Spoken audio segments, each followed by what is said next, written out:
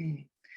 Good evening, everybody. Thank you so much for joining us this evening. We're going to get started on time, although I'm sure there will be people continuing to join, but we want to respect the time that our candidates have this evening. So I'm Paula Mueller. I chair the Queen Anne Community Council, and together with Stephanie Ballard, who chairs the Magnolia Community Council, we'd like to thank you for joining us this evening. I also want to thank Julia Reed and Jeff Manson for taking time out of their, I'm sure, very busy schedules to join us, and thank everyone from the community who has joined as well. We are going to ask that everyone who is not a candidate or not assisting with the event to please keep your audio and video on mute, and we'll get started. So I also want to take 1 second and thank all the members of both Queen Anne and Magnolia boards who worked on this forum. Beth Bonnell, David Kaplan, Josh Daniel, Sean Champagne, Carolyn Davis, who is our timer this evening, and Janice Traven, who helped with promotions on the Magnolia side. So with that in introduction, I want to give the format for our event this evening. We'll be presenting 10 questions for the candidates. In some instances, you will have the same question, and we'll ask that you both respond to the same question. In other cases, we have different questions for each of you to respond to. For the first 7 questions, you'll have 2 minutes to respond, and you'll receive a warning at 10 seconds when your response is about to end. And the last 3, to wrap up, we ask that you keep your responses to 1 minute. And again, you'll have a 10-second warning when your time is about to expire. We will not be taking questions from chat, and we'll do nothing with the comments there. So we ask that you not bother with cluttering up chat. And with that, we're going to jump right into our questions for the evening. The first question is for both Julia and Jeff in that order. So Julia, you'll go first and Jeff second.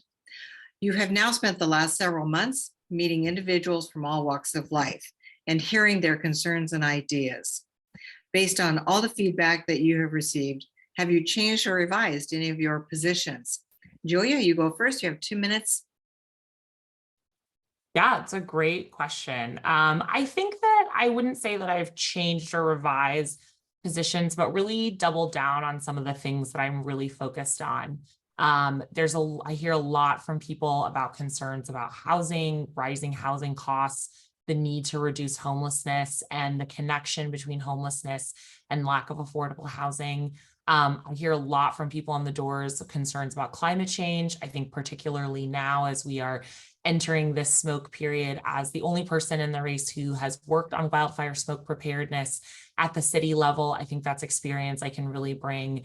People really want to see more investments in our public education, and especially are responding to the message that I am focused on and the work I'm hoping to do around building our workforce, around creating more pathways to apprenticeships, to better paying jobs, and to workforce opportunities for young people and adults in our state. So I feel as if I've heard a lot from members about wanting to who share those views. And I think, the strong mandate we received in the primary with getting 55% of the vote in a 5-way race really reflected that the vision that of a state where everyone can belong and everyone can thrive is something the people in the 36 really want to see, and something they think I'm really well prepared to deliver. So I'm really honored to have that encouragement.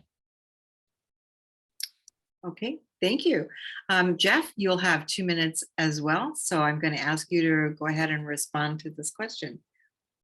Great, thank you. Yeah, we've been campaigning since February and met a lot of people. My campaign has knocked on over 18,000 doors now, and but like Julia, I've been involved in the community for a while, and I don't know if I've really changed my opinion on any major issue.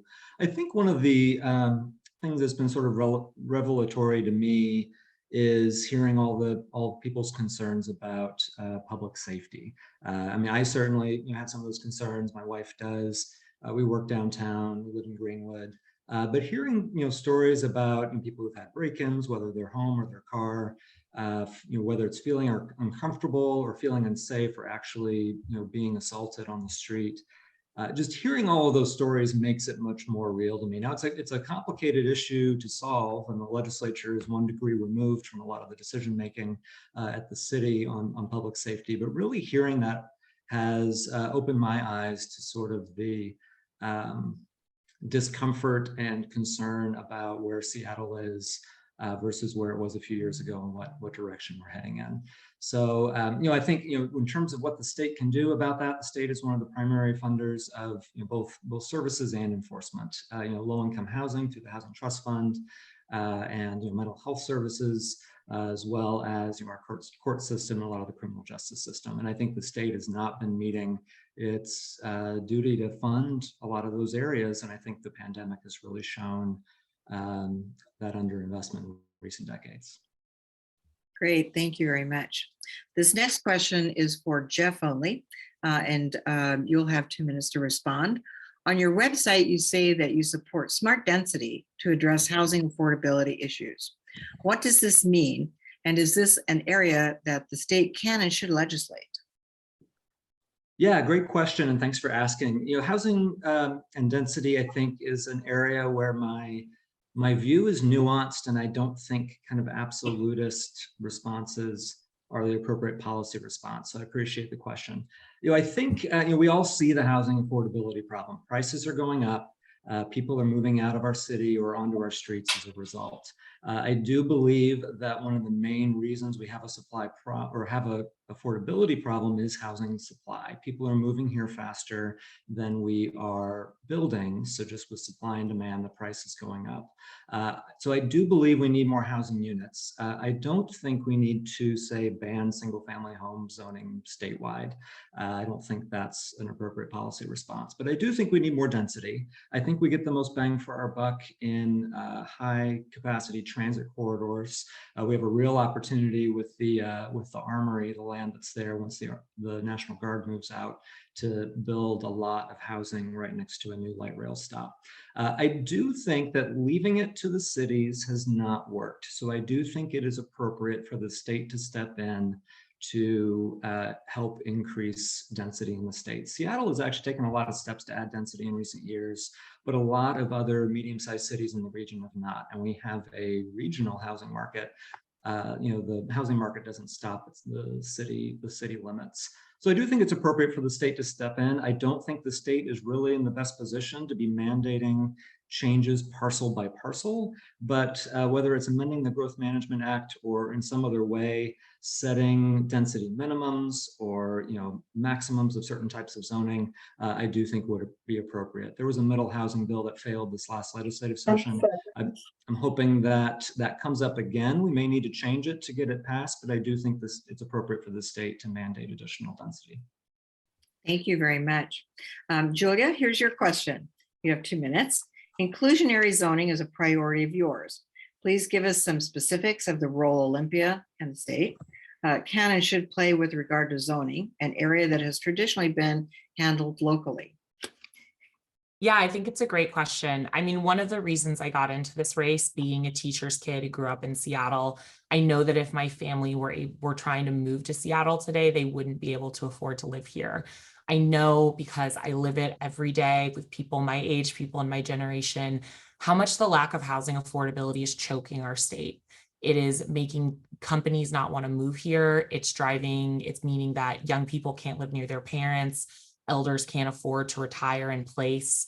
And a lot of that is because of exclusionary zoning practices that have been tied to systemic racism and ways to keep people out of communities. And I really want to think about creating a state where we're bringing people into communities. I don't think that means we have to have ugly, horrible communities with massive high rises on every block.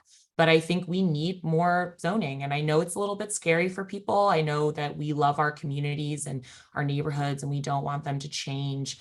But we're facing a really large emergency crisis scale situation here that's going to be continuing to choke our city and our state.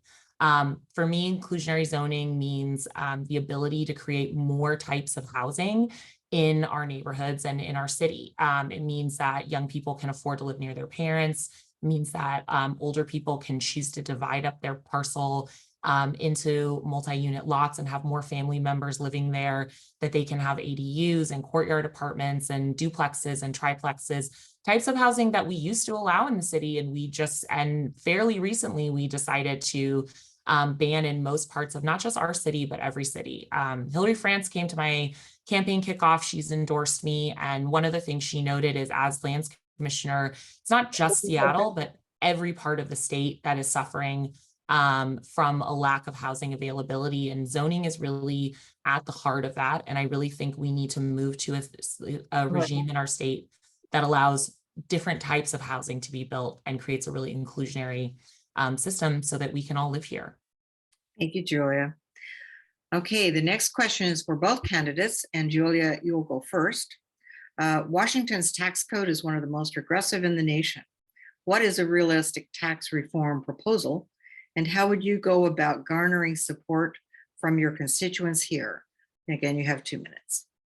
Yeah, ultimately, I'd like to see a state income tax, a progressive income tax that allows us to, that means that working families are not paying the bill for schools and hospitals and parks, while the ultra rich are paying nothing towards our community space. But that is going to take a constitutional amendment. And I know folks like Noel Frame are working really hard on tax structure and creating a progressive tax structure in our state. Some things we can do now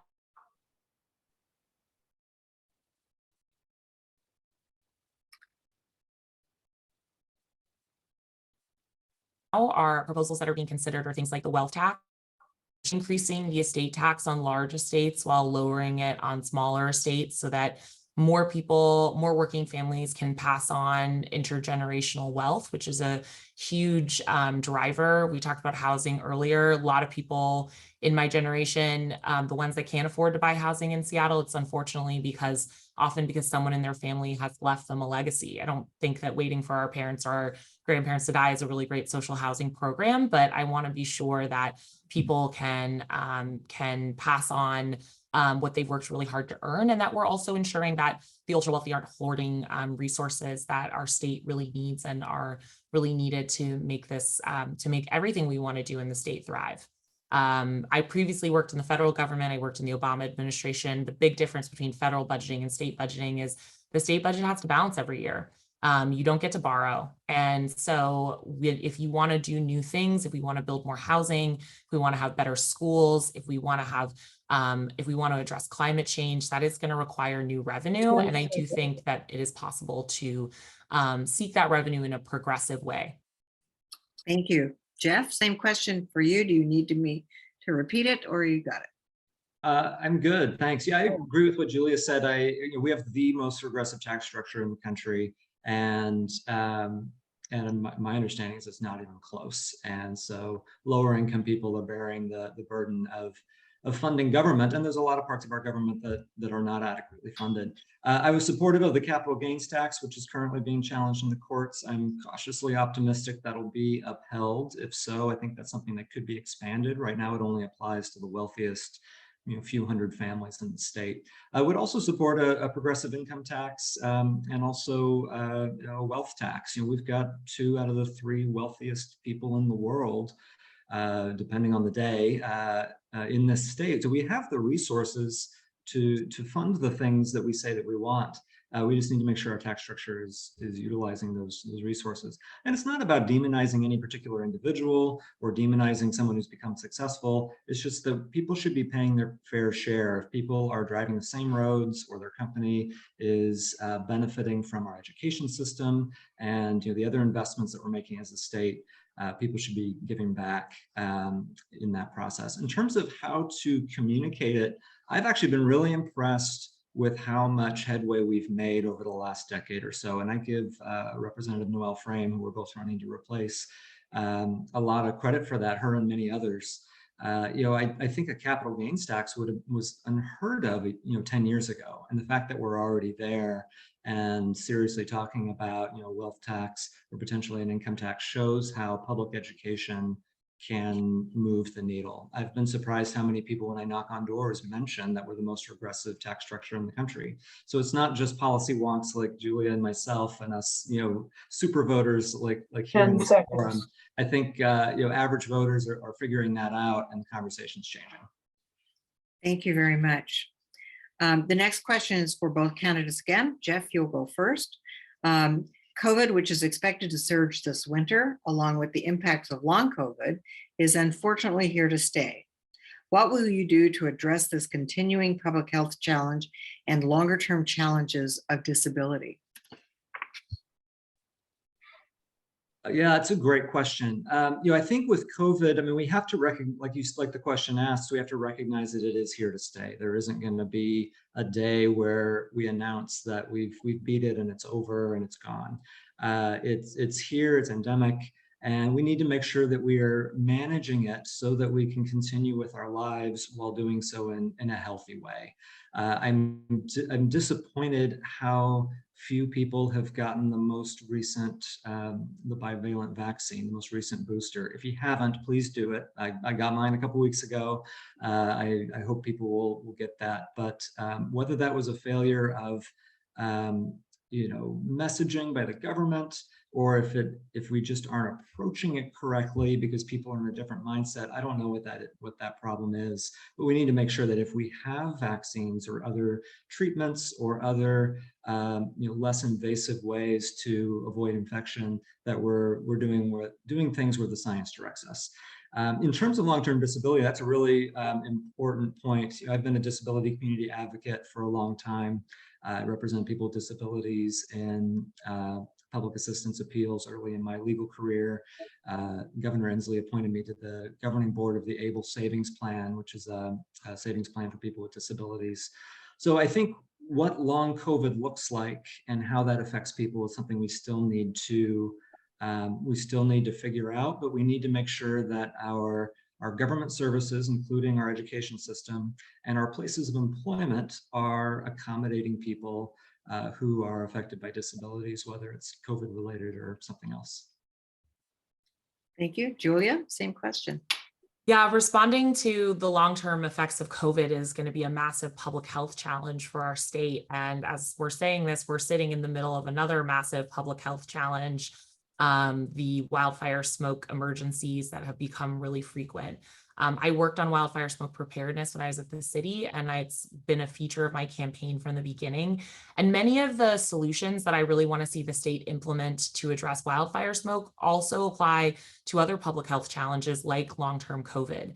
I want to see the state use some of our cap and invest funding to create grant programs for cities to build infrastructure that's resilient against climate change. That includes high levels of filtration in our buildings, especially our schools. So many of our students are going to school this week in terrible air conditions, and those same kinds of air filtration that would protect them against wildfire smoke can also protect them against COVID-19 and can make our public spaces safer so that we can continue to use our grocery stores, our art spaces, our schools, our community centers, even during times of public health emergency, because the resiliency against that public health need is built into the building and into the infrastructure. So all throughout my campaign, I've been advocating for that resiliency funding that I really think cities need. And from my experience working in the city, I've really seen be important. Another thing, as we think about long-term disability and long-term COVID, is thinking about how it's often the environment that makes people disabled or that makes people struggle with disabilities more than the actual illness or issues. So if someone has long-term COVID and they're no longer able to drive, for example, how are they going to get around our city? How will they cross our bridges and crisscross the 36th district? It's one of the reasons why I've been really focused on building our human infrastructure, including our ability for transit and bike infrastructure, and also our ability to provide healthcare and health resources to people so that we're caring for those who are most vulnerable in our communities. Thank you, Julia. The next question is for Julia only. With regard to crime and safety, you have suggested that the state invest in scaling preventative solutions like the work of community passageways and Choose 180. What would this entail? Great question. I mean, I think with respect to crime and safety, which is just the number one issue that we hear about on our doors, you know, everyone deserves to feel safe in their communities and everyone deserves to feel safe in their homes. And business owners who have been struggling to keep their doors open throughout the pandemic should not have to come in and deal with the demoralizing effects of rocks through their windows or other challenges. I think that it is so this, but I think what we see in our streets every day is that our current approaches to public safety aren't working. Cycling people in and out of jail, pushing people along into the next neighborhood, relying on solutions that sound good but have no data behind them that they're really effective, isn't working. It's not keeping us safer, and we're experiencing that every day. I've been a longtime board member of the YMCA Social Impact Center, which runs a program called Alive and Free, which works with young people transitioning out of gang involvement and the criminal justice system. And they've been a partner with Choose 180 and Community Passageways. These are proven programs in our local area that actually reduce crime at the root. If we're constantly just trying to respond to crime, and we should respond, we should have accountability, but ultimately, I think the state as an actor can be best invested in trying to prevent crime, in trying to really use these solutions that have data behind them that show they're successful to create actual proven responses to crime. I don't want to run around and implement policy that just sounds good or looks good on a press release. I want to be invested in programs that work and scale them. And I think the state can do that. I think often when we talk about crime prevention, we act like it doesn't really exist or that it's not real or it's not as effective as other ways of responding to crime. But that's just not simply true, and it's not borne out by data. And if we're going to have lasting safety, we are going to have to invest in these community-based solutions to prevent crime. Time. Thank you. Jeff, this question is for you. What are your thoughts on community-based rehabilitation programs, and should funding these be a priority? You have 2 minutes. Yes, I believe we should be funding them. So, and are you referring to in the criminal justice context? I think these are criminal justice related, yes. Okay, just wanted to make sure because there's community rehabilitation for people with disabilities. But yes, I mean, I think I believe that, you know, in recent decades or a few decades ago, in terms of criminal justice, our approach became far too draconian, especially with respect to, you know, the war on drugs and treating drug possession as a criminal issue instead of a public health issue. So I do, and I believe that we're swinging the pendulum back towards, you know, rehabilitation, towards alternatives to incarceration, and I think that's right. Now, if somebody commits a heinous violent crime, we've got prison for that, and I'm not suggesting that we you know change the result for some of these traditional violent crimes. But for somebody who is addicted and has you know, a low-level offense, I do believe getting at some of these root causes and you know, getting into restorative justice is the right approach. I think, you know, my wife is a deputy prosecutor at King County. She's in one of the units where they decide, you know, who should be diverted to drug court versus who should you know, go to a criminal trial. And I think that those are difficult decisions that our elected prosecutors and their deputies have to make every day. The problem is that both routes that you go, there's lack of resources. You know, drug court is now saying, you know, we can't take as many people. We don't have enough drug counselors. On the other hand, there's a 2-year backlog in criminal trials.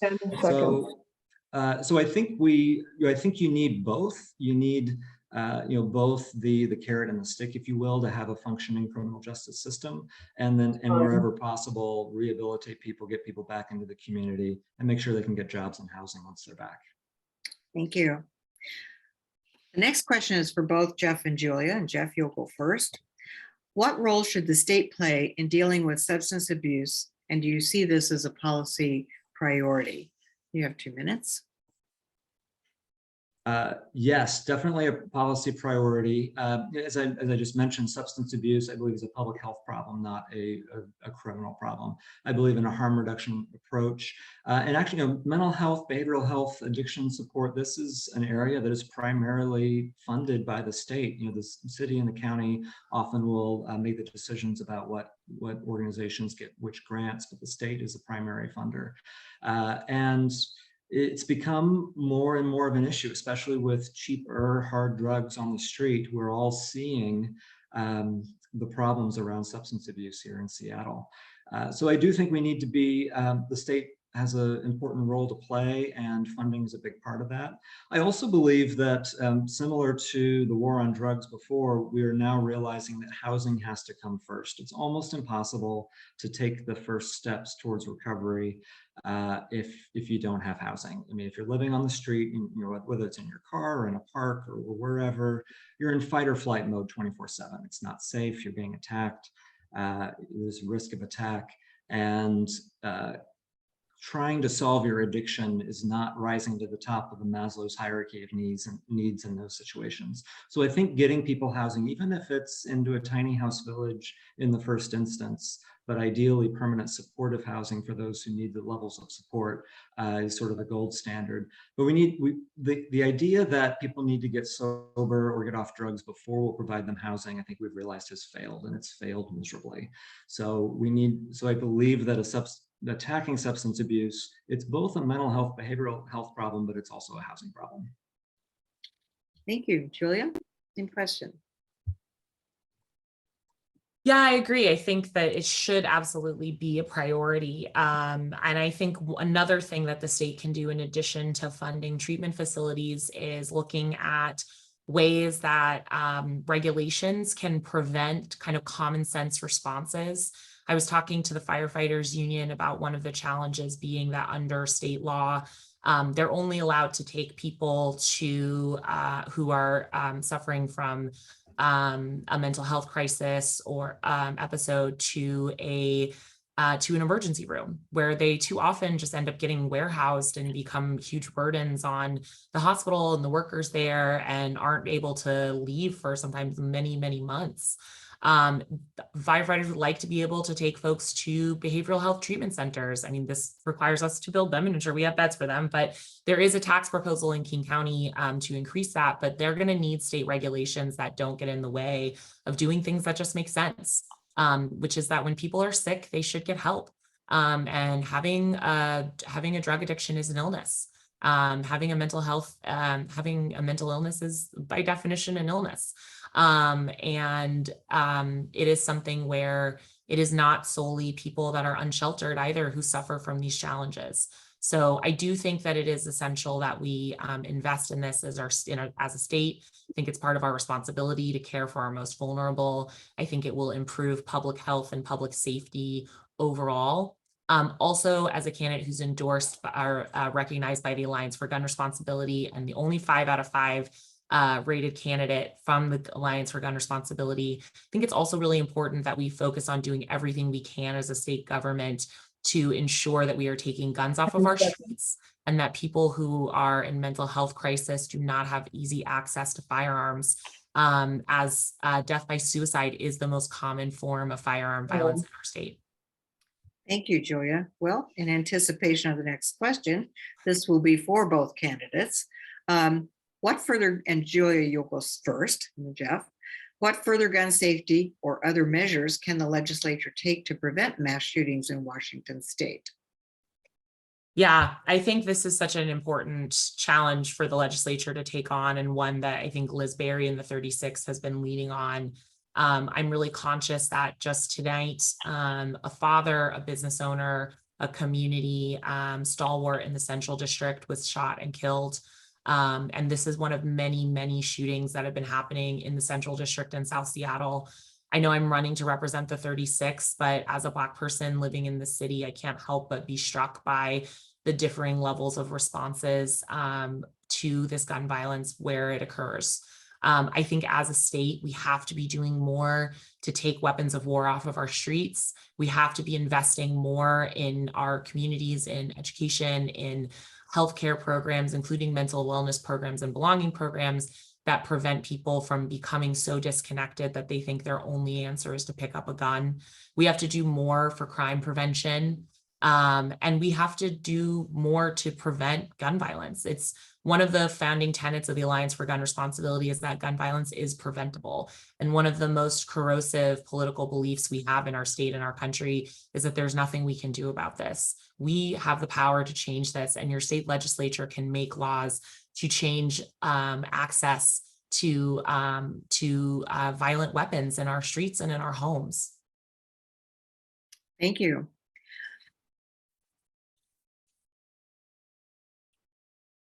All right, my turn. Yes, sorry. That's all right. So yeah, I agree with what Julia said. It's been a rough year. I think, maybe consciously or not, some of us during COVID, we were hoping that maybe mass shootings wouldn't resurge, after we reopened, but obviously that's been wrong. It's been worse, if anything, this year than in the past. We're at the point now where gun violence is the leading cause of death for children and young adults in Washington state. Kills more people than cars every year. And there's a lot we can do. We can ban assault weapons. We should do that day one in January when the legislature reconvenes. We can roll back immunity for the gun industry. We can adopt a full licensing scheme for guns. We did that with driver's licenses decades ago when cars started killing people. We should require full licensing for owning a firearm in Washington state. We can also restore local control to municipalities. Right now, the city of Seattle wanted to adopt a gun responsibility measure that was more restrictive than the state law. It's not allowed to. We should remove that restriction so communities can adopt restrictions that make sense. Seattle may have different needs than Yelm or Yakima. But this has to be a top priority. We are unfortunately unique as a country in the world to have this as a public health problem, but it's something that we just need to attack with full force. I've been endorsed by Grandmothers Against Gun Violence and also have the seal of approval of the Alliance for Gun Responsibility. And if elected, this would be a first week of the legislature, first week of the session priority for me. We need to get moving. Thank you. And our last 2-minute question, Jeff, you'll go first and then Julia. What steps will you take to strengthen our public schools? Yeah, so a few years ago, the state Supreme Court ruled that we had finally met our constitutional minimum for funding public education. I didn't agree with them at the time, but regardless, I don't think we should be patting ourselves on the back for meeting a constitutional minimum. We're still, in terms of per pupil spending, we're still well below average, as a state around the country. So I believe we need to be fully funding education, and we're not there yet. We're nowhere close. We also have an issue with how our schools are funded, where if it's based on enrollment, and we've had people pulling their children out of school, whether it was because they were homeschooled during COVID, or I've met many parents at the doors, it's because of school shootings that they don't want their kids to go back. And so we're setting ourselves up for a downward spiral where enrollment drops, funding drops even more, and so more people pull their kids out of schools. And it really falls back on the state to fund education. Our state constitution says it's our paramount duty, and the state isn't living up to that. And because of that, school districts at least some school districts end up going to the ballot to pass bond measures and levies. I always vote yes, and I hope others do too, but in Yakima, they don't even try because they know it'll fail. So that sets up an initial inequity. And then schools end up asking PTAs to help subsidize basic government services, which is frankly inappropriate. Government services should be fully funded so that local school districts don't need to go to the ballot and nonprofits don't have to subsidize government work. And so it all goes back to the state, and I think it goes back to our tax structure and getting more progressive taxes in order to fund education. 10 seconds. Thank you. Julia, same question. There we go. Okay. I think if you have come to any of my events, and Jeff can tell you this because he's been to every one of them, you know that one of the things I'm the proudest of is that I'm a teacher's kid, and that my dad was a longtime public school teacher in Seattle Public Schools. My mom was a longtime occupational therapist and special education administrator in Shoreline and Edmond schools. So the question around education is really important to me. And Jeff brought up an important issue, which is enrollment challenges. We're seeing a lot of students not wanting to go back to school following COVID and dropping out of the system. And that's really concerning because we need 70% of our high school graduates to be earning a post-secondary credential by the time we hit 2035. And we are at less than half right now. So we don't have a lot of time to waste. If we're having people drop out of the system, we're just not going to have the skilled talent to meet our needs, and that people aren't going to be able to get the jobs of the future and the jobs that are going to enable them to thrive here. One of the really big focuses for my campaign, which is based on my work building youth apprenticeship and work-based learning programs across the state and across the country, is really increasing investments in our career and technical education programs and our work-based learning programs. Because what I hear from students is that they want to work on problems that are real. It's really hard for them to understand why they have to learn certain things after having just gone through this massive trauma together. You know, it feel Macbeth, and I say this as someone who loves Shakespeare, but Macbeth can feel very distant from the lives that they're leading. They want to work on real problems. They want to be learning real skills that they feel like are going to equip them well for a future that can feel quite chaotic to young people.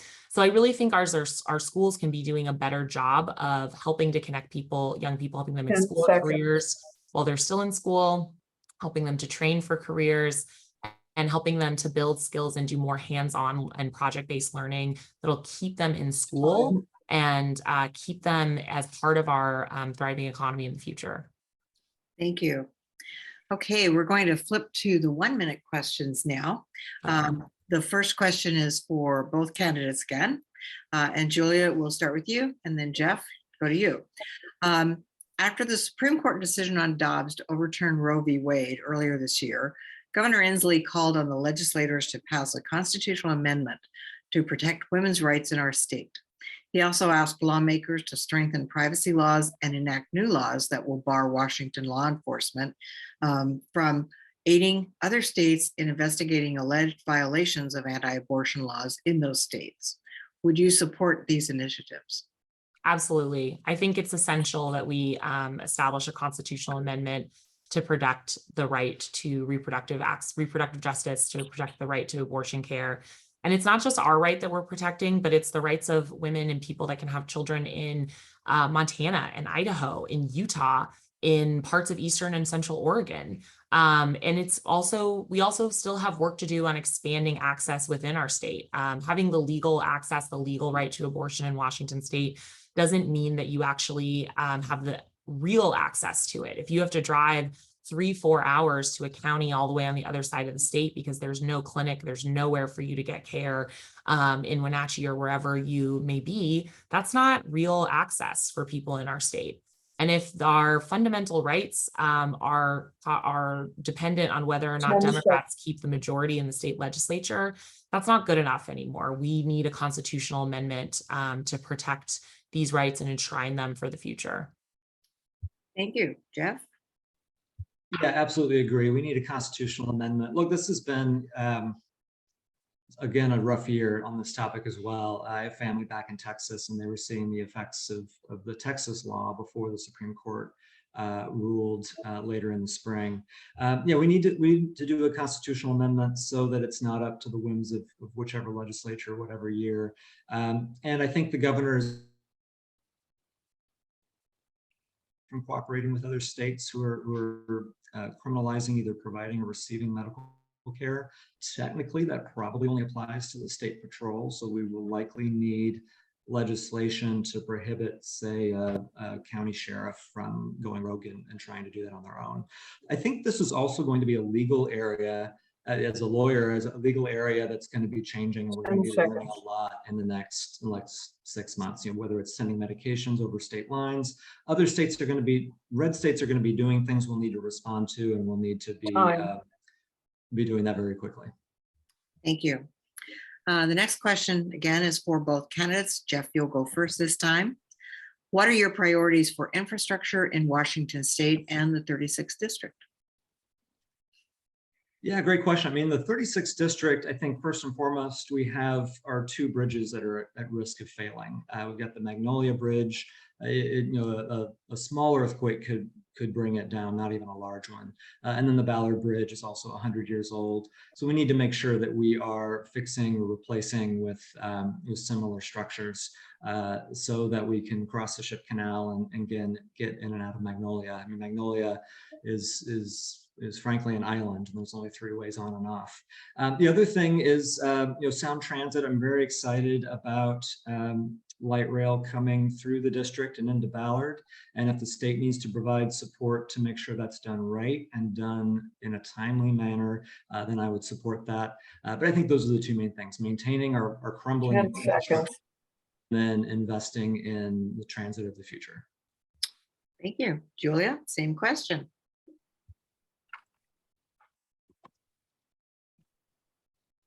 You're muted, Julia. Sorry.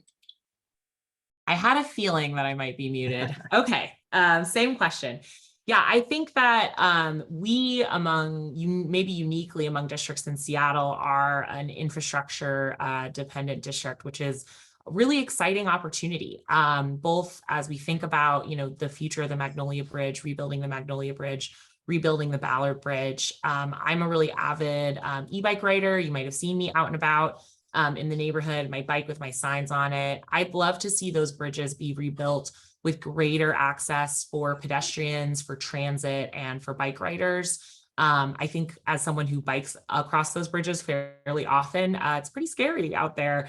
And it makes it so that fewer people from other parts of the city visit our neighborhoods, visit Ballard, visit Magnolia, visit our businesses and our parks, and our beautiful vistas that are for everyone to share. So I think bridge rebuilding with a focus on increasing modes of transportation is really critical for our state. Thank you very much. And our last questions are different for each candidate. So Julia, you'll go first. The environment and climate change are priorities of yours. How can Washington State be a leader in this area? Oh, so many options to choose from. As a candidate who's been running on workforce issues from the beginning, there's such an opportunity for us to build a green energy workforce here in Washington State, to be leaders in battery manufacturing, maritime electrification. We are implementing a fuel standards, new updated fuel standards that are going to bring us in line with California and other states that have been leading the way on this. So a lot to do in those spaces. I think also that, as I mentioned, addressing the ways that climate change is impacting us now is really critical. I know from my work at the city, working on wildfire smoke preparedness, it felt like we were just out there on our own trying to figure it out. There was no state guidance. Nobody was telling us what to do. And that's fine if you're a big city like Seattle, but for smaller cities and states in our area, they need more support because we are all being impacted by climate change right now. So there's tons of opportunities from workforce to infrastructure to wildfire smoke preparedness. I'm really excited to work on those in the legislature. Thank you.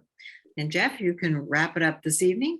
You refer on your website to building green infrastructure with union workers. What does this entail and why the emphasis on unionized workers? Yeah, thanks for the question. I mean, I think Julia touched on some of the infrastructure, but I think it's transit.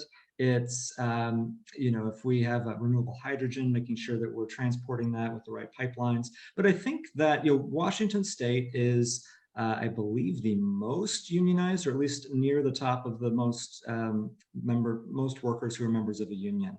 And I believe that the labor union movement and that collective bargaining in general is a key part of maintaining a middle class in this country.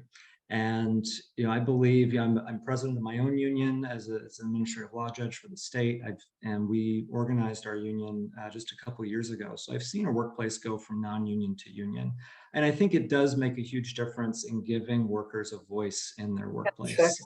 And when it comes to building infrastructure, having prevailing wages being followed in collective bargaining agreements is an important part of maintaining a middle class.